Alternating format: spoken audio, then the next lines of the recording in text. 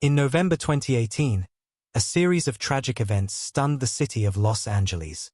A decorated police sergeant, once a respected officer, had fallen from grace, entangled in a web of betrayal and obsession that led to her brutal death at the hands of the man who once loved her.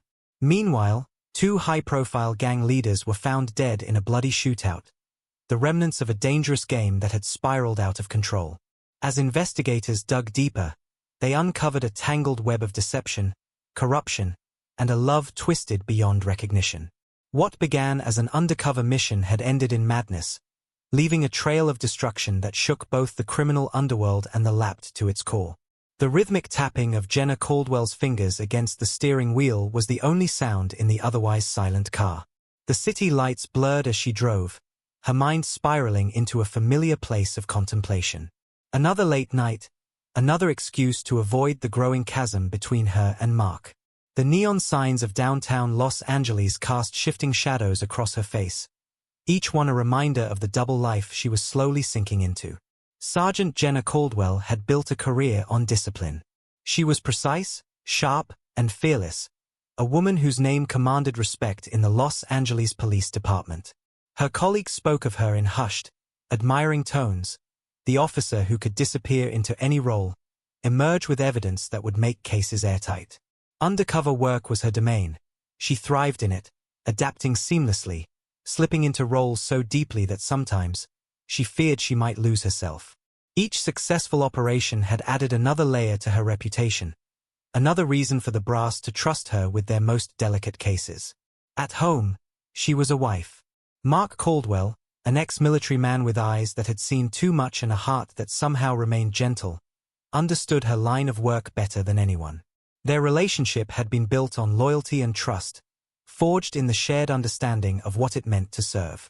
They had spent countless nights talking about their cases, their missions, finding solace in each other's arms when the weight of their duties became too heavy to bear alone.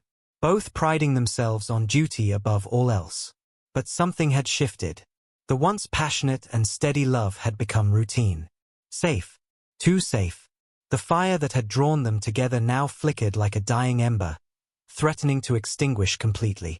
And Jenna wasn't built for safety. She craved the edge, the thrill of walking the line between order and chaos. It was what made her exceptional at her job, and what made her marriage increasingly feel like a cage. The assignment had come with a warning that made even the most hardened officers pause. The Crimson Reapers were more than just another street gang peddling drugs and running protection rackets. They were a syndicate, structured, ruthless, and nearly untouchable. Their influence reached into every corner of the city, from the glittering high-rises downtown to the shadowy corners of the worst neighborhoods.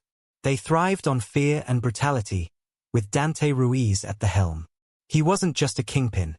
He was a force of nature, his name spoken in hushed whispers even among criminals. Those who crossed him had a habit of disappearing, their bodies turning up weeks later as warnings to others who might challenge his authority. Jenna knew the risks. She had seen the photos of what happened to the last undercover officer who tried to infiltrate the Reapers. But she didn't hesitate when she was called to go undercover. It was a once-in-a-career operation, and Jenna had spent years proving she was the best at what she did. The danger only made her more determined, more focused. This was her chance to make a real difference, to take down an organization that had brought nothing but suffering to her city. The moment she stepped into their world as Riley, she ceased to be Jenna Caldwell. She became someone else entirely. Gone were the crisp uniforms and badge of authority, replaced by carefully chosen clothes that spoke of street wisdom and hard-earned respect. A woman who didn't hesitate to deal drugs, to show her worth, to slip into the shadows and earn trust from the most dangerous men in the city. She learned their rhythms, their codes, the unspoken rules that governed their world. Each day, she pushed a little further, earned a little more trust, all while sending carefully coded messages back to her handlers. It took weeks to gain access to Dante, but when she did, she felt the shift immediately. His gaze lingered too long, examining her with an intensity that made her skin prickle. His words were too smooth, each one carefully chosen and delivered with a charm that barely concealed the steel beneath. Jenna had gone undercover before, but Dante was different. Intelligent, patient, and dangerously observant. He didn't trust easily, having built his empire on the bones of those who had betrayed him. Yet, he trusted Riley. Perhaps that should have been her first warning. At first, it was just part of the act. The flirty banter, the calculated laughs, the subtle touches that seemed almost too natural. She played her role perfectly, becoming the woman she knew he wanted to see. But over time, something deeper took root, an undeniable pull that went beyond the demands of her cover. She told herself she was controlling the situation, that every smile, every lingering look was just another tool in her arsenal. But every time Dante looked at her, she felt the thrill of the unknown wrap around her like a vice, drawing her deeper into his world. The problem wasn't just Dante. The problem was Jenna herself. There was something intoxicating about the danger, the secrecy, the act of slipping so far into a lie that it became more real than her actual life. Riley felt more authentic than Sergeant Caldwell ever had, free from the constraints of regulations and expectations. In Dante's world, power flowed like electricity, and Jenna found herself drawn to its current. Late at night, she would lie awake, staring at the ceiling, Mark sleeping peacefully beside her. The guilt gnawed at her, but it wasn't enough to pull her back. His steady breathing, once a source of comfort, now felt like an accusation. Something about Dante and the world he ruled made her feel alive in a way that nothing else did anymore. The line between Riley and Jenna was blurring, and she wasn't sure she wanted to stop it. Jenna wasn't the only one watching Dante Ruiz. The Internal Affairs, IA, division had started sniffing around the lab, suspecting a leak within the force. Rumors circulated about officers on the take, about information being sold to the highest bidder. The timing couldn't have been worse. Jenna had been walking a razor's edge between law enforcement and crime, and now IA was circling, digging into every officer involved in major operations. The line between Jenna Caldwell's duty and her desires had begun to blur long before she realized it. It started subtly, the way Dante Ruiz looked at her, the moments of silence between their conversations, the way his voice carried authority in a way that made her feel something she knew she shouldn't. Each stolen glance, each lingering touch, pushed her closer to an edge she had sworn she would never cross. But now, that line hadn't just blurred, it had been obliterated. One night. That was all it took. One night of reckless indulgence. One moment where she let go of the control she had always prided herself on. The evening had started in his office, discussing territory expansions over expensive whiskey. Dante had drawn her in with those dark eyes that seemed to see right through her carefully constructed facade, and she had let herself be taken. His world was chaos, yet within it, she found a clarity she had never felt before. The excitement of the forbidden, the adrenaline rush of secrecy, and the illusion of power, it was intoxicating. His touch was different from Mark's, rougher, more demanding. Where her husband's love was steady and safe, Dante's passion burned like wildfire, consuming everything in its path. In his arms, she wasn't Sergeant Caldwell or even Riley, her undercover persona. She was something else entirely, someone free from the constraints of duty and morality. At first, she convinced herself it was for the mission. She needed Dante to trust her, needed to maintain her cover, and getting close to him was the best way to do that. She wrote detailed reports, sanitized versions of their encounters that emphasized the intelligence gathered rather than the lines crossed. But that lie unraveled as quickly as she did in his arms. Soon, she wasn't just meeting him in backrooms and dark alleys under the pretense of business. She was sneaking out of her own life, slipping into his penthouse when she should have been home, answering his calls in the dead of night with a thrill she couldn't suppress. Mark had noticed the change in her. She saw it in his eyes, in the way he watched her, the quiet tension that thickened the air between them. The warmth that had once filled their home had been replaced by a cold distance. But he never asked. Maybe he didn't want to hear the answer, or perhaps he was fighting his own battles with denial. Then came Miguel Vasquez, and with him, a complication that would push her further into the abyss. If Dante was the king, Miguel was the enforcer, a man who thrived on the violence of their world, someone who could smell fear and deception like a predator. Where Dante wielded power with sophistication, Miguel's authority came from raw, unrestrained force. He had been watching her for weeks, and Jenna knew it. She could feel his gaze when she was near, assessing, dissecting, waiting for a crack in her carefully curated act point one evening. As she lay tangled in silk sheets in Dante's bed, a knock at the door sent a chill down her spine. Dante answered without hesitation, and when Miguel walked in, she knew this was no accident. Dante, ever the puppet master, leaned against the doorway with that knowing smirk. "I trust him," he said simply, his voice carrying an undertone she had learned to recognize. "You should too." Jenna's stomach turned. This was a test, carefully orchestrated by the man she thought she had wrapped around her finger. And there was no walking away from it. Miguel wasn't like Dante. He wasn't seduction wrapped in silk and power. He was rough, dangerous, the kind of man who enjoyed seeing others squirm. His eyes traveled over her body with predatory intent, a silent challenge in his gaze. She knew the cost of refusal. If she hesitated, if she showed any sign of reluctance, Miguel would dig deeper, and Dante would question everything. She had no choice that he took what he wanted with a brutality that both terrified and thrilled her. The next morning, when she looked at herself in the mirror, she barely recognized the woman staring back at her. Dark marks dotted her skin, physical reminders of a night she could never take back.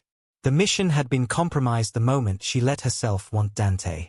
As the days passed, internal affairs crept closer.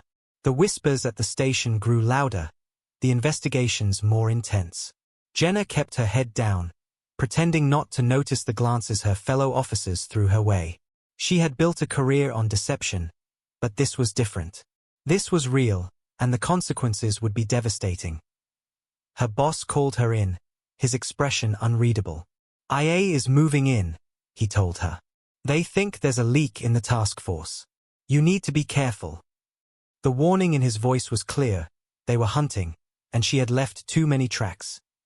Jenna forced a nod, but inside, panic gripped her. They were getting too close. If IA even suspected her, if they started looking too deep, they would find more than just a compromised officer. They would uncover a woman who had willingly crossed every line, who had given herself to the very men she was supposed to be investigating. She tried to keep her distance from both men, but it was impossible. Dante pulled her back in every time, his grip on her tighter than ever, while Miguel's presence became a constant shadow, his knowing smirks carrying unspoken threats. She wasn't sure anymore if he was protecting her or waiting for her to slip, to give him a reason to reveal her true identity to the organization. Then, everything changed. An officer was arrested, caught feeding information to the gang. The precinct erupted in chaos as internal affairs made their move, setting traps, monitoring calls, pulling surveillance footage. They were closing in, and Jenna knew her time was running out. That night, she met Dante at a private club. The air was thick with smoke, the music loud enough to drown out whispered secrets. He was waiting for her in a back booth, his expression unreadable. "There's a rat in your department," he said, swirling the drink in his hand. "And I need to know if it's you." Jenna felt her blood run cold, but she didn't flinch. "If it were me, would I still be here?"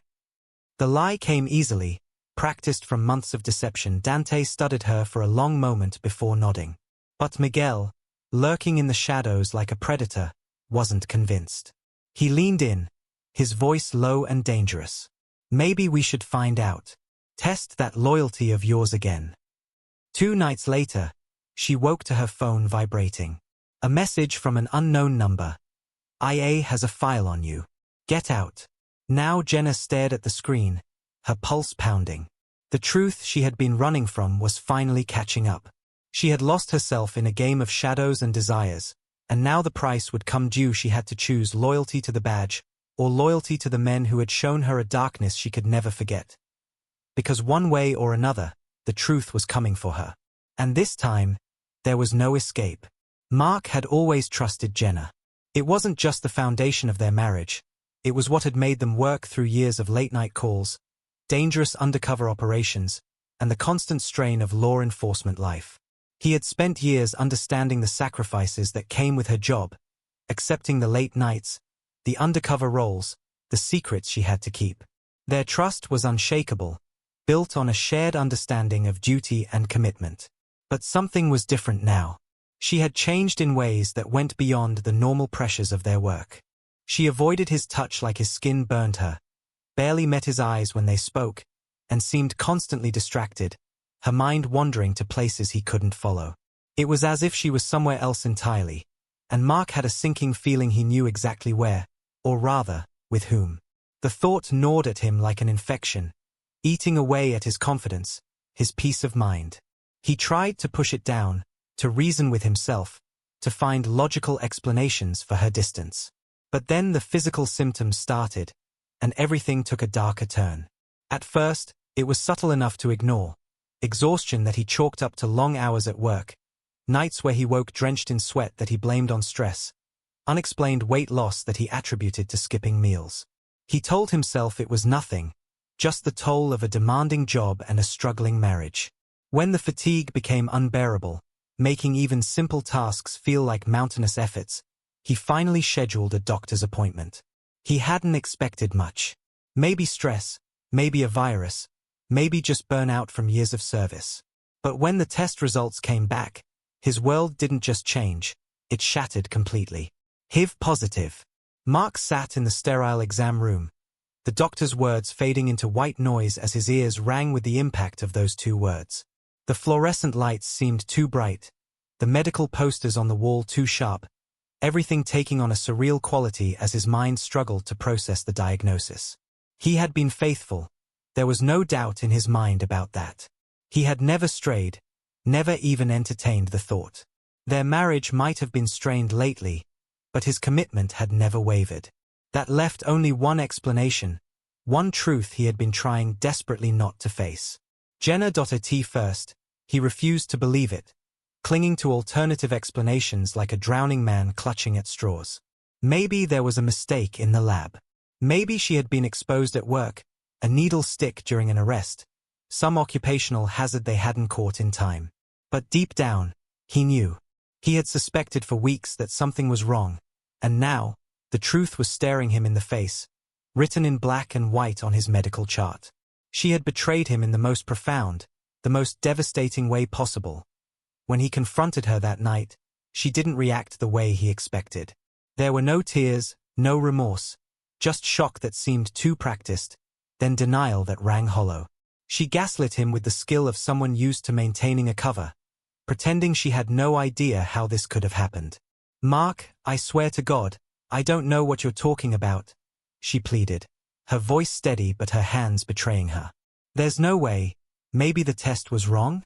We should get a second opinion."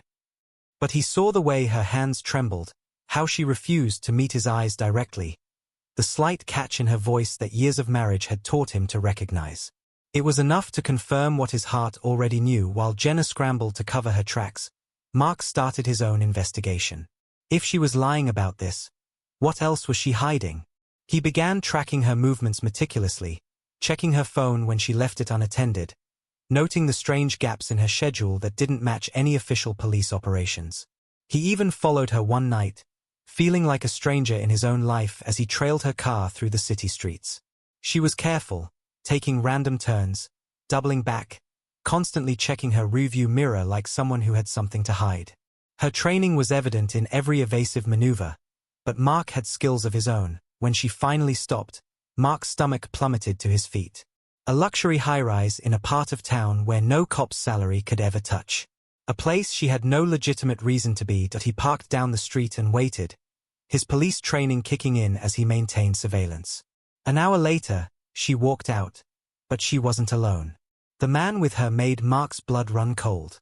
Dante Ruiz. Even from a distance, there was no mistaking him. Mark's grip on the steering wheel was so tight his knuckles turned white, the leather creaking under his fingers. He had heard that name before, had seen it in briefings and case files. Gang leader, drug kingpin, killer. And his wife was with him, not as an officer of the law, but as something else entirely. The intimacy in their body language was unmistakable, telling a story that knocked the breath from his lungs. The rage was instant, a white-hot fury that threatened to consume him. But it was the betrayal that cut deepest, a pain so profound it felt physical. Jenna hadn't just lied to him, she had brought something into their home that would destroy them both, a poison that would alter their lives forever.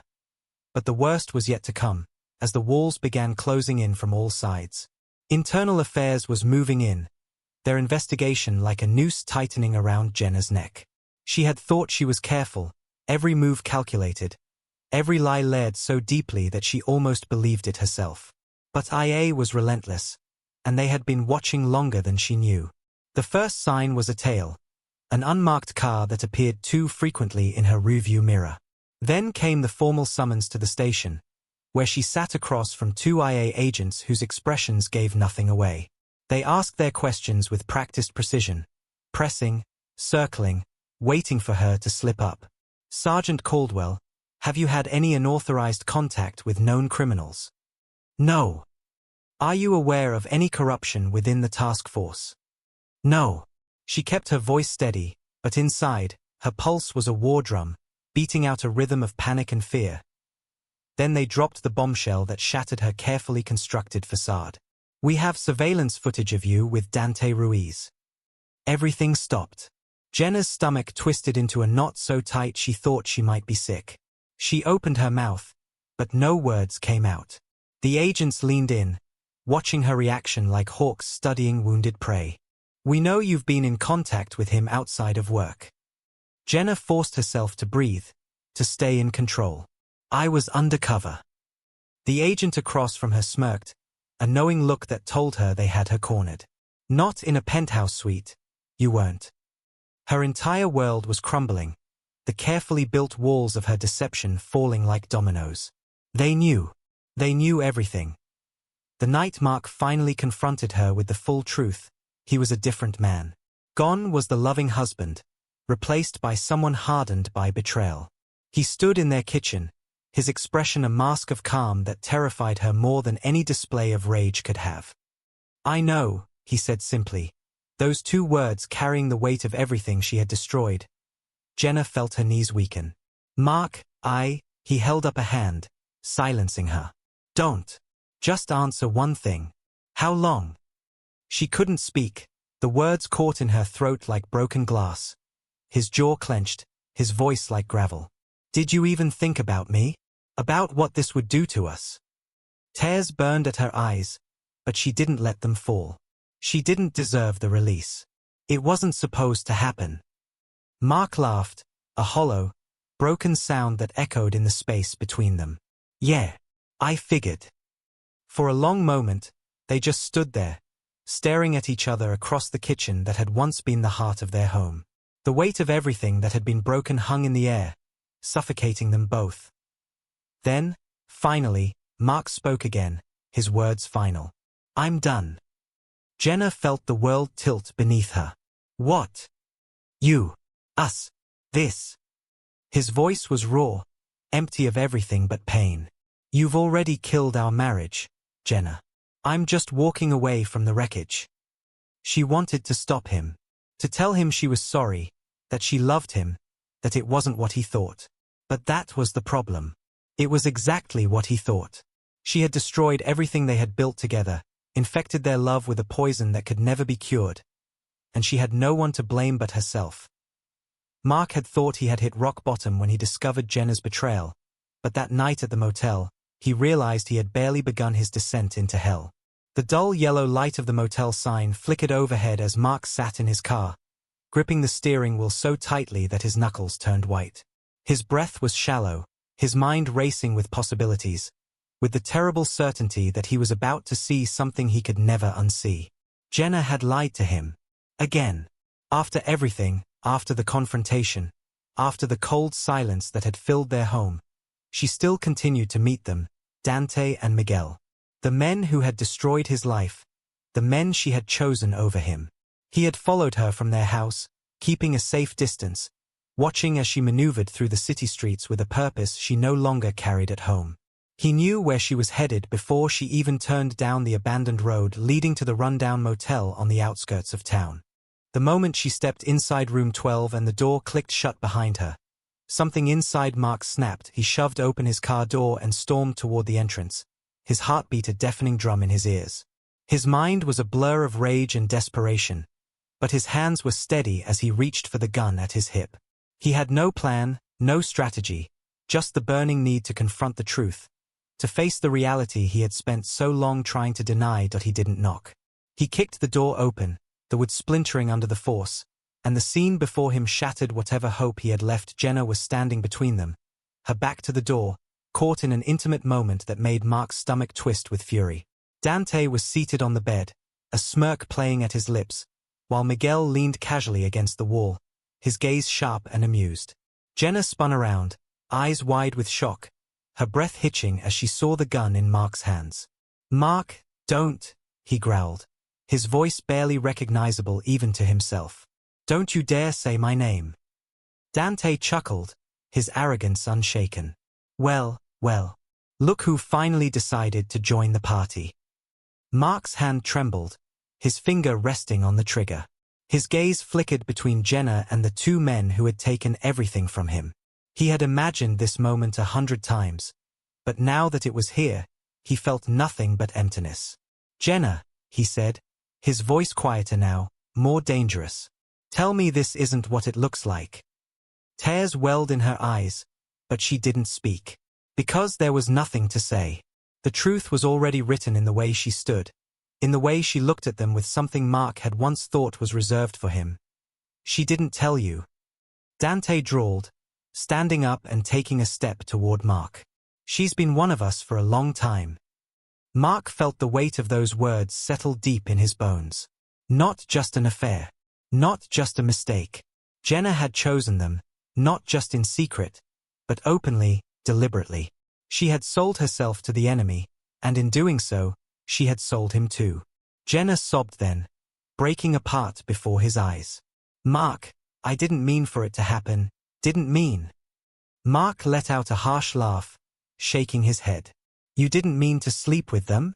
You didn't mean to betray me? You didn't mean to throw away everything we had?"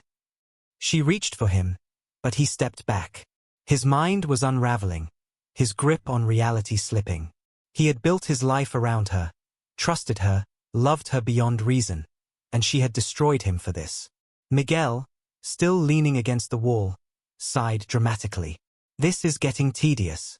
Are you gonna shoot someone? Or are we just wasting time?" Mark raised the gun, his vision blurring. He wanted to pull the trigger, to end this nightmare, but his hands wouldn't obey him. He had been trained to take down enemies, but nothing in his life had prepared him for this. Then, Dante made the mistake of smirking one last time. Mark's rage exploded, and he fired. The bullet tore through Dante's chest, his body jerking back before collapsing onto the bed. Jenna screamed, rushing toward him, but Miguel lunged at Mark. The room filled with chaos, Jenna's cries, the struggle of two men locked in a battle fueled by hatred. Mark barely felt the pain when Miguel's knife slashed across his arm. He fought back, grabbing the barrel of his gun and twisting it upward. A single shot rang out. Miguel staggered. His eyes widened as he touched the wound blooming across his stomach. Then he fell, crumpling onto the floor beside Dante's lifeless body. Jenna sobbed, kneeling between them, her hands bloodstained. "Mark, what have you done?" Mark stood over her, his chest heaving. "What you made me do." Then came the sound of sirens. Internal Affairs had been following Jenna for weeks. They were outside now, their patience finally worn thin. Mark heard the distant shouting, the doors slamming. They were coming. Jenna's eyes flickered to him, desperate, terrified. "We have to go," she whispered, grabbing his arm. Mark hesitated for only a moment. Then he nodded. They fled through the back, disappearing into the night, leaving behind two bodies, a shattered past, and a city that would soon be hunting them both. Mark had never known such complete and utter isolation. The world outside carried on as if nothing had happened, but inside the dark and crumbling walls of the abandoned hideout where he and Jenna had taken refuge, time seemed frozen. The air was thick with decay, the scent of mildew clinging to every breath he took. He had killed for her. He had lost everything for her. And yet, she was still slipping away from him. Jenna barely spoke to him anymore. The silence between them was a chasm that widened with every passing day. Mark watched her carefully, analyzing every movement, every flicker of emotion across her face. She was planning something. He knew it. She was waiting for the right moment to disappear, to leave him behind like discarded evidence. He couldn't let that happen. His health was deteriorating faster than he expected. The fever came in waves, leaving him either drenched in sweat or trembling with chills. He could feel the weakness in his bones, the way his muscles ached with every movement. His reflection in the broken mirror confirmed what he already knew. He was wasting away. The infection was eating him alive, just like the betrayal had hollowed out his soul. Meanwhile, the police were closing in. The murders of Dante and Miguel had set off a citywide manhunt. Internal Affairs had been tracking Jenna for weeks, and her disappearance only confirmed what they had suspected: she was involved. But the true shock had been Mark's involvement. A former soldier. A decorated officer. The kind of man people trusted. Now, he was nothing more than a fugitive. Detective Eric Vasquez sat at his desk, scanning the reports. The case had taken a darker turn. The motel security cameras had caught the aftermath. The blood, the panic, Jenna and Mark fleeing into the night. But what disturbed him most was what came after they had gone dark. No bank activity. No cell signals. No digital footprint. Like ghosts in the city. But ghosts always left traces. Check hospitals, Vasquez ordered, rubbing his temples. Mark's sick. If he doesn't get treatment soon, he won't survive. The search intensified, and within days, an informant had come forward. A woman who had seen Jenna buying supplies from a rundown pharmacy, looking desperate, looking scared. They were getting closer. Mark didn't know how much longer he could last. His body was failing him, and Jenna knew it too. He caught the way she looked at him, like he was dead already. She had stopped trying to touch him, stopped trying to comfort him. She was slipping away, and he couldn't let her point. One night, he woke up gasping for air. His body was drenched in sweat, his vision hazy. The room spun as he struggled to sit up, his breath ragged. Jenna was gone. Panic seized him like a vice, tightening around his chest. His mind raced through possibilities, each one worse than the last. Had she turned him in? Was she meeting someone? Was she finally escaping? He stumbled to his feet, ignoring the burning pain in his joints as he staggered toward the door. He found her down the street, standing at a payphone, whispering into the receiver. He couldn't hear what she was saying, but he didn't need to. The betrayal was written all over her face. Mark moved before he could stop himself. He grabbed her arm and yanked her into the shadows of the alleyway, his grip tight, his pulse hammering in his ears. "Who were you talking to?" he demanded, his voice hoarse with rage. Jenna's eyes widened, and for the first time in weeks, he saw real fear in them. "Mark, let go." He tightened his grip. "You were calling them, weren't you? The cops?" "Aye." She yanked her arm free, rubbing her wrist. "I was trying to get us help. You're dying, Mark. You need a hospital." His laugh was bitter. "Help? From who?" "From the same people hunting us." Jenna exhaled slowly. "I didn't ask for this. I never asked you to kill them." Mark felt something deep inside him snap. The world blurred. 1 second, he was staring at her in disbelief, and the next, his hands were around her throat. She gasped, clawing at his grip, but he barely felt it. The fever, the exhaustion, the betrayal, it all coalesced into something uncontrollable. He had given up everything for her. His career, his health, his sanity, and she was trying to leave him? No, she didn't get to leave. Jenna's struggles weakened, her nails scraping against his skin before her hands went limp. The silence that followed was deafening. Mark stumbled back, staring at her lifeless form on the ground. His heart pounded in his ears, his breath coming in ragged gasps. He had wanted her to suffer, to feel the same pain he did. But now, staring at her motionless body, all he felt was an unbearable emptiness. Detective Vasquez's phone buzzed just after midnight. "We found them." The alleyway was already swarming with officers by the time he arrived. Jenna's body lay still on the pavement, her face pale beneath the harsh glow of the streetlights. Mark sat a few feet away, his back against the wall, his hands stained with her blood. He didn't run. He didn't fight. He just sat there, staring at nothing, as if his mind had finally cracked under the weight of everything he had done. Vasquez crouched in front of him. "Mark Caldwell, you are under arrest." Mark didn't react. He barely even blinked. When the officers pulled him to his feet, his legs buckled beneath him. He didn't struggle as they placed the cuffs around his wrists. He had no reason to. Jenna was gone. And for the first time since this nightmare had started, he finally felt the full weight of what he had become. As they dragged him away, Mark finally understood that he had never been running from the law, he had been running from himself. The walls of the prison cell were suffocating.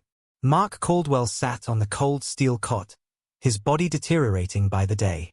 His once muscular frame had wasted away, his skin pale and stretched thin over protruding bones. The disease was killing him, faster now, an unrelenting punishment that matched the weight of his sins. His trial had been swift. There had been no question of guilt. He had murdered Jenna in a fit of rage, his fingerprints on her throat, his voice caught in the frantic 911 call made by a passerby. The prosecution painted him as a man destroyed by his own obsession, a once respected officer who had given in to madness. The jury agreed. Life without parole. Detective Eric Vasquez had watched from the courtroom, his expression unreadable. He had chased Mark and Jenna for months, unraveling the corruption that had infected the lab. Now, with Jenna dead and Mark locked away, the case had closed, but the fallout was just beginning. The internal affairs investigation exposed layers of rot within the department. Officers were suspended, some fired, others reassigned. Jenna's betrayal had tainted the force, and Mark's involvement had shattered what little credibility the unit had left. The city had trusted them to bring criminals to justice, but in the end, the law had become just as corrupted as the streets they policed. The news channels dissected every detail, from decorated officer to cold-blooded killer. The betrayal of the badge. Mark's name became synonymous with disgrace, his actions a stain on the reputation of the lab. His former colleagues refused to speak of him. To them, he was already dead. In the silence of his cell, Mark could hear their voices. He could still see Jenna's face, frozen in time, her eyes wide in shock, her lips parted as if she had tried to plead for mercy. He had loved her. He had killed her. And now, he had nothing left but regret. The city had moved on, but the ghosts remained. At Jenna's funeral, the turnout was small. Some officers came out of obligation, their expressions neutral. Others whispered behind their hands, questioning whether she deserved the honor of a police burial. To many, she had crossed a line that could never be forgiven. Mark wasn't allowed to attend. He had requested it, knowing it was a futile hope, but still, he had asked. The warden had simply laughed. "You killed her. You don't get to say goodbye." Instead, he sat in his cell, staring at the ceiling, as the woman he had loved was laid to rest beneath cold, unfeeling earth. But even in death, the consequences of Jenna's choices lingered. The Crimson Reapers had been left in shambles after Dante and Miguel's deaths, but the gang hadn't died with them. A power vacuum had formed, and in the months that followed, new players emerged, each one more ruthless than the last. The streets of Los Angeles became bloodier, the violence escalating as rival factions fought for control. The deaths of two kingpins had not ended the war. It had only ignited it. Detective Vasquez knew this all too well. He had spent his career trying to bring order to the chaos, but with each arrest, another criminal rose to take the throne. He had thought that taking down Dante would be a victory, but now, he wasn't so sure. Was justice ever really served, or was it just a cycle, spinning endlessly, leaving destruction in its wake? Mark's health continued to fail. The prison infirmary did little to ease his suffering. The doctors prescribed medication, but it only dulled the pain, never enough to make him forget. He welcomed the sickness, embraced it like an old friend. He no longer feared death.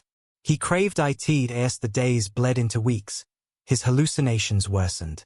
He saw Jenna in the shadows, whispering to him, "You did this, Mark." He would wake up gasping, reaching for her, only to find his hands clutching at empty air. One night, as he lay in his cot, he heard the whispers again.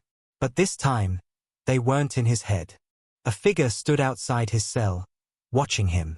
At first, Mark thought he was imagining it, But then the man stepped closer, the dim light casting shadows over his sharp features.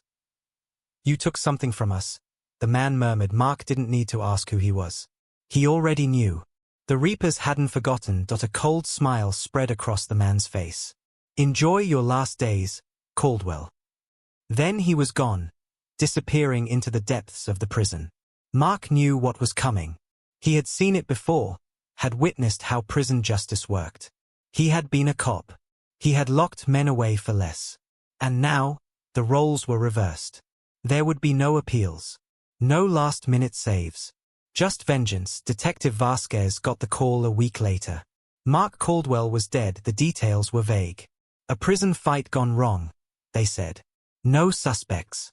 No witnesses. Just another name on the growing list of casualties in the wake of a case that had left nothing but destruction behind. Vasquez stared at the report, his fingers tightening around the paper. It should have been over. But it never really was. He closed the file and exhaled slowly. There was no justice in this story. No redemption. Just ghosts and echoes. Mark had died the same way he had lived in his final months. Alone, lost in a nightmare of his own making. And the world moved on, leaving behind nothing but whispers of what had once been.